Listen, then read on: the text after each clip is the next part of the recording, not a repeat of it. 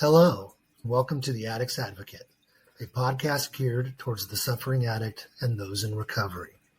This podcast does not provide any medical advice. No material on this podcast is intended to be substitute for professional medical advice, diagnosis, or treatment. Always seek the advice of your physician or other qualified healthcare professional with any questions you may have regarding a medical condition or treatment and before undertaking a new healthcare regimen. And never disregard professional medical advice or delay in seeking it because of something you have heard on this podcast. Enjoy the show. Hello, everyone, and welcome to another episode of The Addict's Advocate. I'm your host, Dusty Dean, and it is my pleasure to introduce a good friend of mine by the name of Brad. Brad and I have spent some time together in and out of treatment, and I know he's been working on his sobriety. Welcome, Brad. Thanks, Dusty. Thanks for having me. How have things been for you? Things have been good, progressively better, I would say. I was just reflecting with another of my recovery friends, just coming through 2023, the end of the year, everybody does the reflection, the look back. What was the year? I feel like 2023 was both the worst year and the best year of my life. In many ways, but it's the year I got sober, and by the grace of God, still am into 2024 here. So I'm good. I just hit 6.5 months sober, and I've been, as we've talked about this, but I've been through cycles of abstinence over the last several years where I've gone months at a time without drinking, and then always right back in the middle of it. It's not something I really considered that I wanted to quit full time. I never had it in my mind that I needed to quit full time or that I needed to make it something permanent in my life, until just the last fall. But yeah, coming out of treatment, coming out of SVR, I guess it was 1st of September was when I came home. It was a bit of a shock on some levels. Like everything still felt normal. I felt great. I put on a little bit of weight, as I think you do when you're surrounded by that much food and all your needs met basically at every hour. But it was a little bit of a shock insofar as and we can get into it, I'm sure, in our conversation. But I knew in my mind that this doesn't solve everything. I was very happy that I was sober and that I'd really developed a foundation for thinking about my life going forward in terms of sobriety.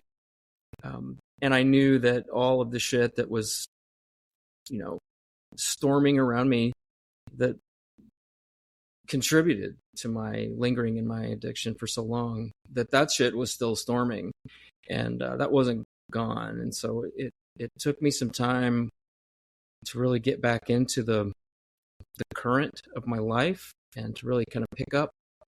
And it was one of the hardest series of months I've had, and I'm still kind of in the middle of it. I'm still looking for a job, doing some freelance work, but picking up the pieces, I guess, that's what it's about at that stage. And it took me a minute to pick up the pieces enough to kind of realize, like, okay, I feel hopeful.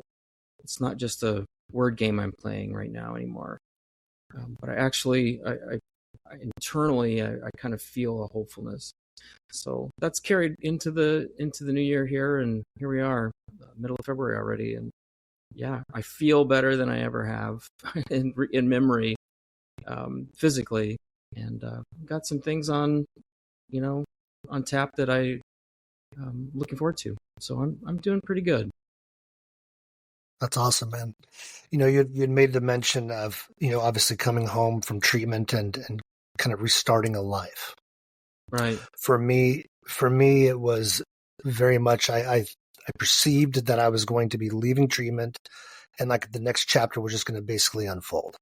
And what I come to find out was that I was in like a halfway kind of point in my life. I got home and I was like, okay, wow, this is sobriety. Now what do I do? Right. And And it took me some time to get, first of all, to be patient with myself, give myself some grace, and to recognize that, my motivations and the things that I did in the past are not the same, nor should they be, but be okay with, maybe I am going to eat a little bit more because the food is tasting so delicious now, or maybe I'm going to be more self-care. Mm-hmm. Allow myself to relax and, sit back, and watch a show for a couple of hours and not feel a constant need to do something. You brought up something important that, life doesn't get easier, but at the very least, you're no longer, well, it's easier in the sense that you're not dealing anymore with that monkey on your back that constantly wants to get fed, right? To feel better in all ways, shapes, and forms. But you're now looking through life without that lens of alcohol and that lens of addiction, whatever it may be. And in some ways, you're more raw and you feel more. And you have to learn to sit in it, right? Sit in it and deal with those emotions, recognize them for what they are. And you, I guess you come to discover yourself more, right? You come to truly understand who you are and the things that you're struggling with that maybe you did mask with, your addiction of choice, right? Sure. What was the catalyst? How did you know that you obviously were in and out of sobriety personally before you went and saw treatment, but what was the driver that made you sit there and go, the way that I've been doing it in the past, my sobriety efforts hasn't lasted for a long time. What was the catalyst that made you sit there and go, I need external help? Yeah, there were a couple of things that happened. As you know, I'm closing a business after 10 years. About it'll be a year ago in April. I had a couple of seizures, ended up in the hospital for a few days. That was a wake-up call. You'd think that basically near-death experience would have sort of shaken me into a realization that I needed more than just abstinence. But that lasted 3 months, and then I kind of went on a little, I've been good. I think I can pick up again and probably control this. And that's when it became just abundantly apparent that my brain was broken and I was going to kill myself if I kept drinking. And I hit the bottom really hard, really fast, and over about 2 days. At the end of July, and my wife, that's when she realized what had happened, and she told me, she was like, I either need, given my recent history with seizures, she said, I either need to take you to a hospital right now, or I need to take you to a rehab. And I thought, like, well, there's no way I can just step out of my life, such as it is, but just leave my family and my daily responsibilities. I can't just walk away from that for 30 days. Like it's a non-starter. Like it's not open for debate. I can't do that. Ultimately I did do that, and it was a struggle. It was a challenge for everyone, but my partner's been very supportive, and I think that even she realized, especially, she communicated to me at the time, like, this is worth it. This is what you need. You need to concentrate on you. Take this experience. This is a gift, And so that's why I approached my month in treatment was this. This is it. This has to be it. I'm, one more slip and I could be dead. And plus I just don't want to be a drunk. I don't want to be an alcoholic, just stuck in addiction. I don't want that to be my identity. I don't want that to be the kind of person I am. Having been sober for 3 months before this event that led me to go to rehab, that was long enough to start to see some differences in my, not just how you feel. It's not just like I don't have the shakes anymore, or I'm not sweating constantly or sleeping really poorly. Like those things get better quickly. But then over the following few weeks of the summer, I took my kids camping and didn't drink. It was the first time I'd been camping and not had alcohol with me probably in 30 years. And it was great. That had a great summer, had a bunch of great experiences, and just realizing like, wow, things are, enormously better without alcohol in my life. My ability to think and pay attention, my ability to hold a conversation, my ability to articulate thoughts, it was returning in a way that I didn't realize had been missing. So it's like you see this part of yourself reemerging that you'd forgotten existed.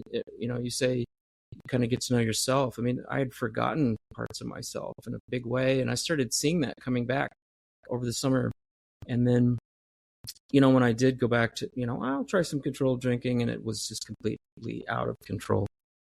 When I ended up going to rehab, that was the experience where I was like, looking back over the summer and how great I'd felt and how great things seemed to be going. And then just what a poison and what a destructive force alcohol had become in my life. And that I absolutely want a complete permanent divorce from it. And, that's a lot for me to say because I've been an avid home brewer for many years, decades. I'm in the alcohol industry, as you know. I make booze, I sell booze, I work in bars. It's been my life. And for me to get to a point where I'm saying, I don't want alcohol to be in my life on any level for any reason, that was really huge. It was a big step. So it's a step I'm glad I took, but it was, back to your original question, it was a series of things that happened last year that kind of led me to that moment. But in reality, it was, a brush with death and then also a glimpse of life that I'd had just over the previous few months. I realized and getting to the point where I realized I need help. I can't do this. I can't do this on my own. I've been trying, whether I want to admit it or not. I've been trying for years and I've been failing at it. And I'm going to keep failing at it unless I can just admit I need help. And I didn't know what help looked like. I didn't think I needed AA. I didn't think I needed rehab. I thought I needed to go somewhere where I could just sober up and dry out and take some time and not have the pressures on me for a minute, like a spa day or spa week. But it didn't quite work out like that. And so getting exposure to AA, going to meetings, building a community of friends just in sobriety, that was huge, So getting to a point where I know I needed help and I had all the evidence anybody could ever need, that I just needed, I needed to get away from it. I needed to find a new direction for my life because it just wasn't working. You brought up a lot of good points there. One was, you didn't want it to be a part of your identity, right? And I know that this disease does just that, right? It plays games with your head. It makes you think that, you need to hide this. Right. It's not that bad. You think you're getting away from it, right? Getting away with it, right? Nobody can tell. Right. Or at the very least, it's social. Everybody does it. So why can't I? Totally normal. Yeah. I deserve it. And then you referenced the fact, this broken brain, right?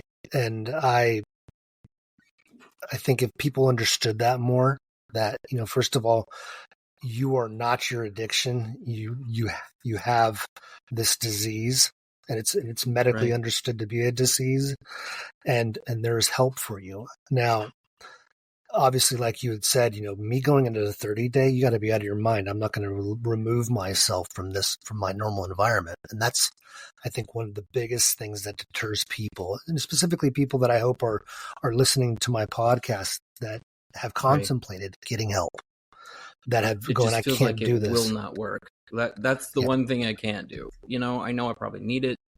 There's no way I could do that. That's where I was. Yeah. And I hear that a lot from a lot of others too. Those who have done it and been like, I was in the same place and I did it. And I realized looking back that I didn't really have a choice in order for me to get to where I am now. Yeah, and it's taking care of yourself. Yeah. The thing that obviously catches a lot of people off guard is that 30 days may not be it when it's all said and done. Right. You're Obviously, it's a not lifestyle fixed. change, Nothing is right? fixed. Right. And sobriety is not owned; it's rented, and payments due Yeah. every day, right? Um, and that was a shocker for me. But I tell you, when I when I talked about this whole halfway feeling I was in when I left the 30-day, Mm-hmm. I was so thankful to get into an IOP. So thankful.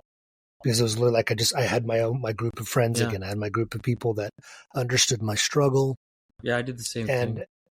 And that's given me such a good anchor. You and everybody at SVR, the IOP anchor that I have now. We have a big text thread that we do, Mm-hmm. and I'm so thankful for that.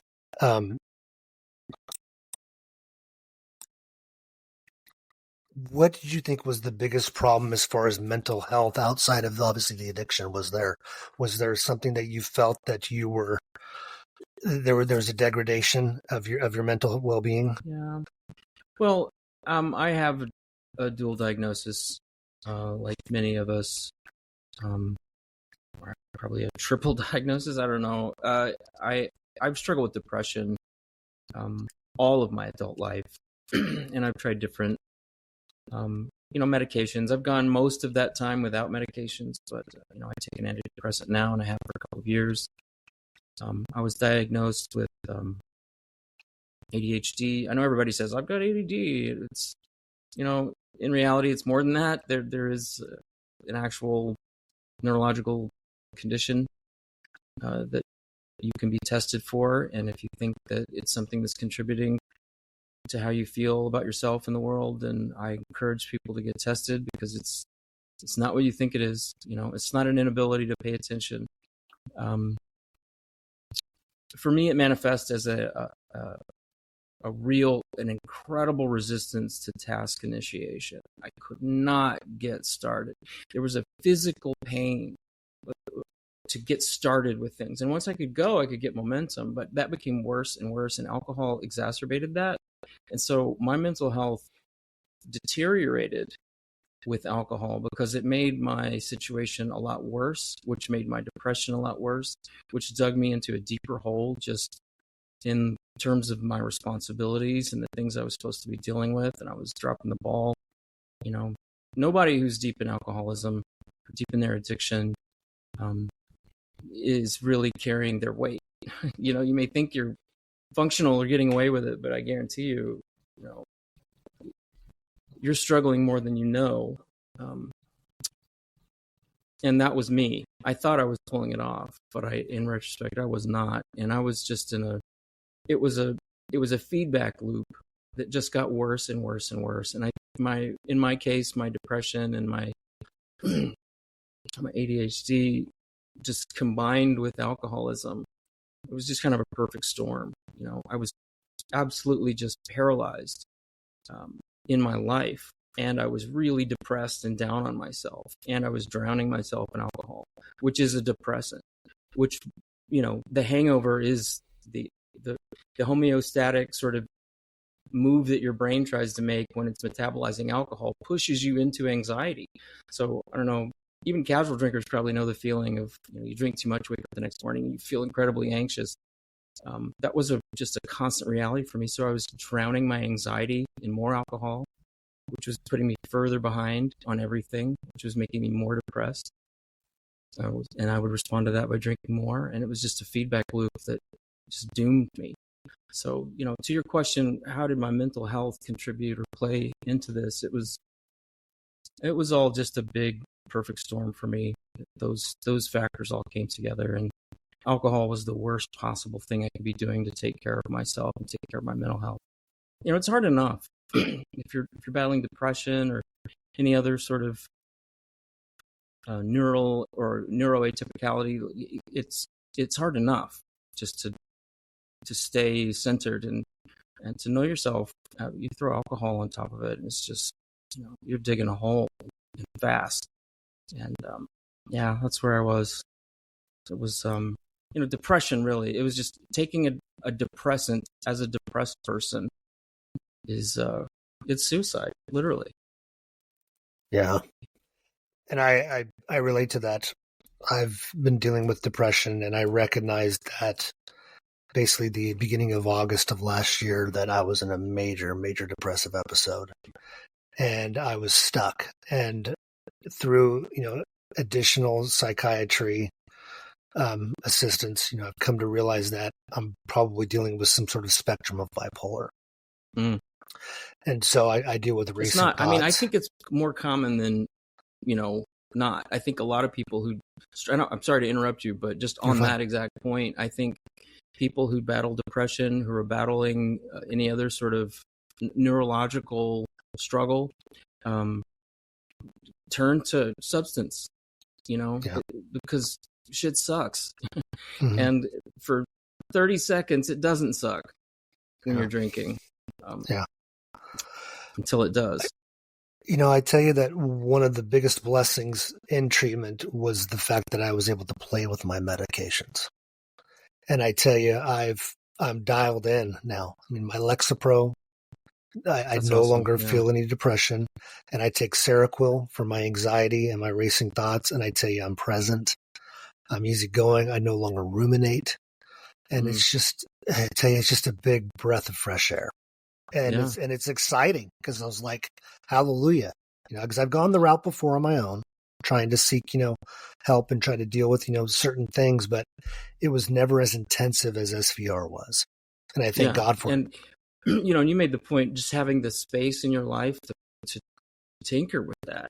If you're working a 9 to 5 and dealing with family, you might hesitate to I'm going to start adjusting my medications. The fallout from that can be pretty horrible.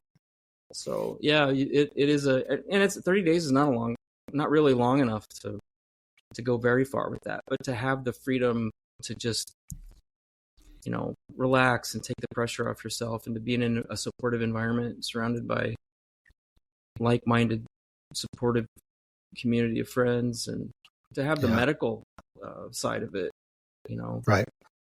Seeing doctors every week, it was a transformative or transformational experience for me, going to SVR, and a lot for what you're saying, just having that space to kind of think about myself, but also to, to feel for the first time in a long time. And that included with the medication, I realized at SVR that I can't take Seroquel. But the racing thoughts, the rumination, just getting stabilized on the few medication. And I try to take as little as I need to now, and I've actually cut back on some.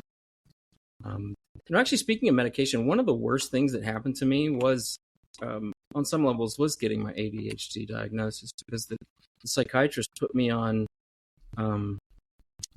Adderall, and Adderall blew my tolerance for alcohol through the roof. I could drink as much as I wanted all of a sudden and not really be impaired or feel like I was. I just had constant energy, and I felt constantly on, even if I drank. And so I drank more and more and more and more. So from the time that I got that diagnosis and started on that medication, it really fucked with me.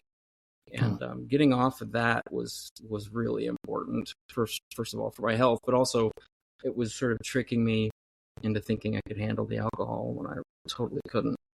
So it's a dangerous game to play, if you're messing around with medications and depression or anything else, and alcohol or addiction to other drugs. It's just, you don't know what's what. You don't know what's contributing at that point, Right. How's your family responded to your efforts to get and stay clean? They've been really good about it. I have young kids, and they're old enough to know. Well, two of them are. One of them, he's 4, but my older children, they know what's happened. They know that I'm in the business of alcohol, and that I'm no longer in the business of alcohol, and they know why, and they know where I went and why. I've been very open with them. My wife and I have both been very open with them. It's not a secret. It's not a shameful thing. It's an important thing. And I think, being able to just model that for them has been an important thing. I mean, who knows? They've inherited half of their genes from me, so hopefully they can see the way I'm addressing my own struggles with addiction and take some strength from that when they're making their own decisions as adults. But they've been supportive. One thing it's related in the big book, the AA big book, once or twice. Like nobody's going to give you an award for getting sober. It's like it's a huge thing, right? Like getting sober, staying sober. You feel like I've done this incredible thing. I've improved myself so immensely, but no one's like, congratulations, dude, you're no longer a drunk. It's like you've gotten to baseline in the minds of everyone else. So it's not, in a way, it is very alone. It's a very lonely place. Because I can't go out and celebrate. Hey kids, Dad hit 6 months today. They're not giving out chips for that. So in that sense, I share that with my community of, my recovery community, my friends in AA. But outside of that, my wife is a mental health professional, so I consider myself lucky in that regard. I've got someone on my side who knows exactly what I'm dealing with clinically. So I think I have, like I said, I'm lucky. I have more support than I think a lot of people would. But I also don't want to push my luck, right? I'm taking the grace of the opportunity to get help, when I could, and not push it further to just keep burying myself in this addiction. So yeah, they've been supportive. But it's also something that's, in their minds is in the past and is let's live our lives now kind of thing. So yeah, no, that's good. You brought up something important though, Rhett. Genetics and the risk for your children potentially to fall into the horrors of addiction. And I think at the very least you have a good baseline and you've got so much experience and also empathy for what it is that right. You obviously are a great beacon of hope to help them should they need, assistance in recovery themselves. I did not grow up that way, for one. So I also, come from that environment where any alcohol was shameful. And being an alcoholic, it's one of the worst possible classes of human you could be. You're scum, you're derelict. And, for that reason, a lot of my family don't know about my struggles over the last year. They know I'm closing the business and that I look and sound a lot better than I did a year ago, but I haven't told the full retelling to many. The people who need to know, but I didn't grow up in a supportive environment at all. And so I think, I want my kids to have that. I don't want them to feel shame around it if they find themselves struggling in this way. They know that they have a supportive family to help them. We talk about, because I know personally when I was contemplating even seeking treatment and such, before I got to that place of being ready, I just envisioned nothing but, drug addicts that had track marks up and down their arms, people without jobs, people without families, people that are in and out of the court system. And the reality of it is that I haven't met in concentration such a huge amount of accomplished people, and yourself included. I've met that in SVR. I meet that in my current IOP, even though I'm now just simply in an aftercare program. But I've met some truly brilliant people, and it's almost interesting in that the stresses and or the brilliance that comes with that there's maybe this tinge of illness in some way, shape, and form, right? That helps people cope. Right. Well, it's I know a lot of artists, creativity comes from a similar place of, anxiety and depression. People who are very accomplished are often driven and motivated by anxiety, low self-concept. I see a lot of that, but yeah, I had the same experience. A lot of my friends in recovery are some of the smartest, funniest people, most genuine people that I've ever met. This is the most genuine community of people I've ever been a part of, easily. I grew up going to church. I was a Baptist kid, and it was claimed to be that kind of supportive environment, but nothing like this. It's just, there is no judgment really at all in the community of my recovery friends, and it's something I wish everybody could experience. Sometimes I think of AA as like, this is just good life advice. You don't need to be an addict to benefit from the principles here. It's almost a shame that that's what it takes to get to be Right. a part of a community like this and to practice these ideas. But yeah, I agree with you. Some of the most brilliant people I know are my associates and colleagues in recovery. Yeah. It's interesting you brought that up, because there are a lot of people in this world that don't struggle from addiction, but yet aren't present in their lives and don't, just kind of eke an existence out, where someone who's been in addiction has maybe lost those years due to addiction, but in sobriety, they're so present. Exactly. And I think that's a blessing, at least, right? You can capture that time back, in a sense. Yeah. Practicing humility and gratitude and genuinely connecting with people from a place of empathy and non-judgment, and connecting with people from just different walks of life. These are just good ways of being a human. So Right. I've found that in my recovery community. And like I said, I feel it's a little disappointing to realize it took that to get me into a community of people like this. But, I am very grateful. I'm a grateful alcoholic in that regard. What, in maintaining your sobriety, what sort of struggles have you been having to manage? And if you are having struggles, what has been the routine or the habits that you've been doing to try to help you? Well, you mentioned earlier, just being gentle with yourself, being patient with yourself. It took me some time after SVR to really get any momentum whatsoever toward a routine. I just didn't have the focus or wherewithal to get up in the morning and start doing stuff and stay concentrated and focused on the tasks I needed to. I was still all over the map. I still had a lot of just emotional volatility that I had to deal with and work through. It's all it's all neurological. It's just how our brains work. But sort of rewiring my brain into just a better baseline. It took a little bit. I had to go through weeks of just, man, I didn't get anything done today. And you know what? I'm going to have to be okay with that, because what I did get done was I'm sober today, and I exercised. I'm taking care of myself. I got to spend time with my kids. That's a good day, So what? I didn't finish a punch list of productivity items or whatever.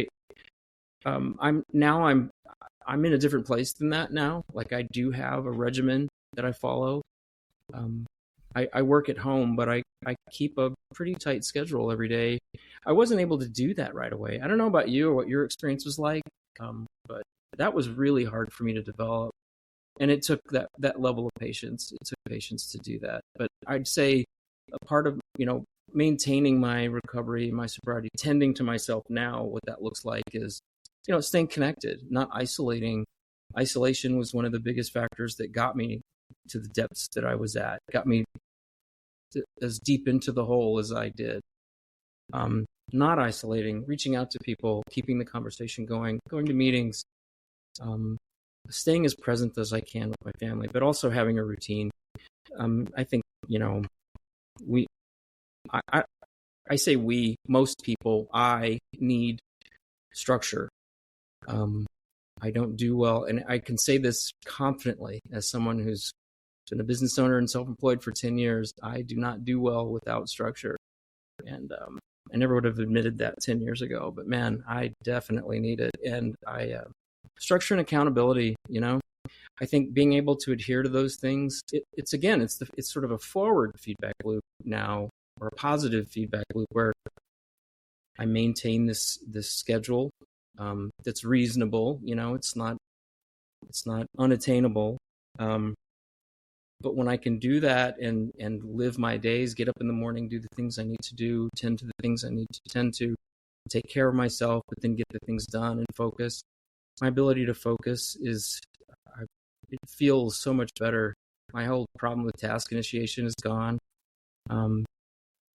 But being able to adhere to that routine, get up and do the things I need to do, take the next right step, as they say in AA, do the next right thing. That contributes to my recovery.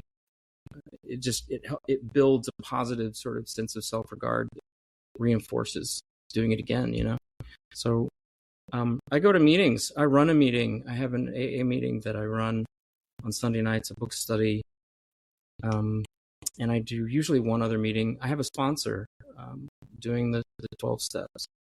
Never thought in a million years I would have been into AA, but I really enjoy it. It's like legitimately nourishing on a spiritual level. And I say that as an atheist. I find it nourishing to have a regular company of people that understand and to be able to talk through these things and to explore these ideas. I feel like I'm having a conversation with someone every single day about recovery on some level. I mean, it's a daily part of my life, is talking about recovery and just how good it is for if nothing else. Like, man, this is, when I was in my addiction, I never would have thought I would have appreciated this, but this right now, it's a blessing. It fills me with gratitude. So yeah, gratitude, that's another big one, right? Being able to express and itemize things you're grateful for, being able to talk about being grateful, experiencing gratitude.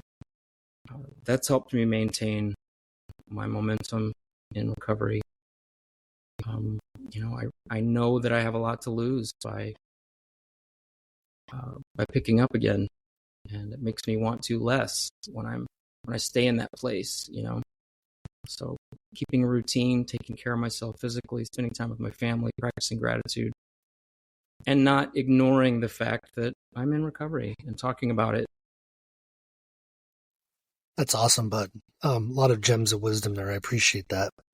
You had brought something up a little bit earlier, just in regards to, like we had talked about earlier, about just trying to find this routine again, right? What does that routine look like? What does my life look like? And I think that in the addiction, there's this motor that gets going inside of our minds that, and I think part of it is just simply because, you are internally feeling like you're maybe a shit for being an addict. And so because of that, I'm going to overcompensate by being overzealous in everything I do. I'm going to try to now accomplish more in that regard. Mm-hmm. And so this thing has been going on for so long that when we stop the thing that we felt bad about, the brain's still going, oh, but hey, you got to keep doing all this other shit, keep moving, right. Keep moving. And if you don't, I'm still a shit bag. You know that, right? Right. And those habits are strong, right? And I think that's definitely something that, like we said, there's got to be grace in that transition. I tell you, bud, this has been fruitful for me. I appreciate it, and I'm thinking that at least if one person hears this, it's going to be beneficial for them in their in their path to sobriety. Well, that's great. Go ahead. No, if you had somebody walk up to you on the street and said, "Hey, I'm scared, and I've got a lot of obligations, and I don't even really drink that much, but of course, when I do, it's usually overindulging. Maybe, praying to the porcelain god, throwing up in the middle of the night, or I feel like shit for a couple of days afterwards. But yet, within 3 to 4 days, maybe sometimes 5 if I hold out, I'm right back at it again, and I can't seem to stop, and I'm contemplating, seeking help. What sort of advice would you give them? You don't have to solve it all right now. You don't have to fix it right this minute. It's great to acknowledge that. It's awesome that you're telling someone, come to a meeting with me, or let's talk, or just stay sober for today. Don't drink today, and then let's talk about it. But I think what was overwhelming to me was feeling like I had to fix it immediately, all at once, and you can't. It's not possible. I think someone who's scared, who might be coming to realize maybe they have a problem, I think just reaching out to someone who can respond positively, find someone who can support you in that, who understands. I think someone who's been through it, obviously, like there's so much to it, being able to connect and open up to somebody who's been through it. So, find a group of people who have had similar experiences. Let's go talk. You don't even have to say anything. Let's just go listen to what they have to say. No commitment, no promises. You don't have to fix it right now, but let's just keep the conversation going. I've had that happen. I've had friends reach out to me and say, like, I don't know what to do.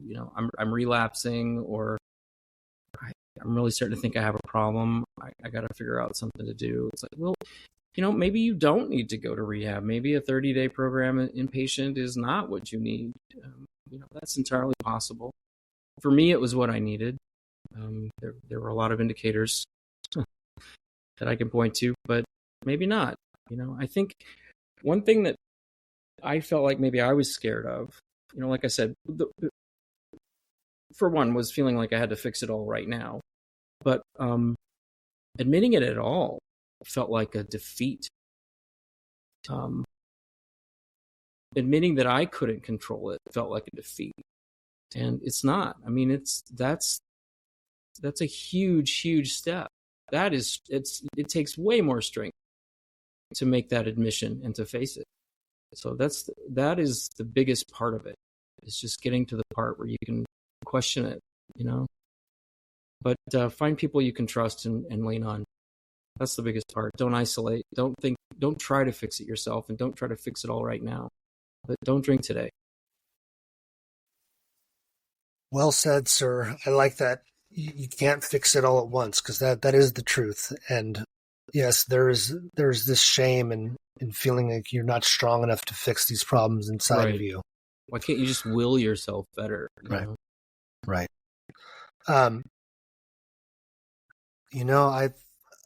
think I'm good, bud. I think I'm good. Is there anything else that you want to share? Mike is yours. That's it. We've covered a lot of ground here. I think it's great you're doing this, Dusty. I applaud you and reaching out and making this available to others. That's one of the biggest messages I came away from my time in treatment. And then, every day, it's the 12th step, I think, but carry the message, reach out to people. There are people still suffering. There are people right now somewhere suffering they feel like they have no choice or no options, or they feel like they're stuck, or they're in the depths of addiction and don't know what to do. It's critical to keep taking this message out and to just, you yourself, your story is important. I used to feel like it was a selfish thing to want to talk about myself, right? But I've had the experience so many times in meetings where I feel like, I don't want to say anything. But then I do, and I'm just myself, and I tell my story. It may not be as exciting as some people. I wasn't arrested in front of my kids. I didn't crash into a mall. I don't have any felonies. My story is probably pretty boring on paper, but when I just talk from the heart and tell my story, I have so many people come up to me and say, like, you know what, that's where I am. I heard my story when you spoke. And I think just being willing to put yourself out there and being willing to share your experience is so crucial to being able to help people who may be struggling. You never know who's going to hear it. So I think it's great you're doing this, Dusty. I'm fully supportive, and I'm flattered you wanted me to participate. So thanks for asking. Thanks for having me. Oh, thank you very much, bud. Thank you. And I appreciate you tremendously. With that, I guess all there is to do is say goodnight and everybody take care and stay sober, okay? Right on. Take care. Take care, bud. Thanks, Dusty.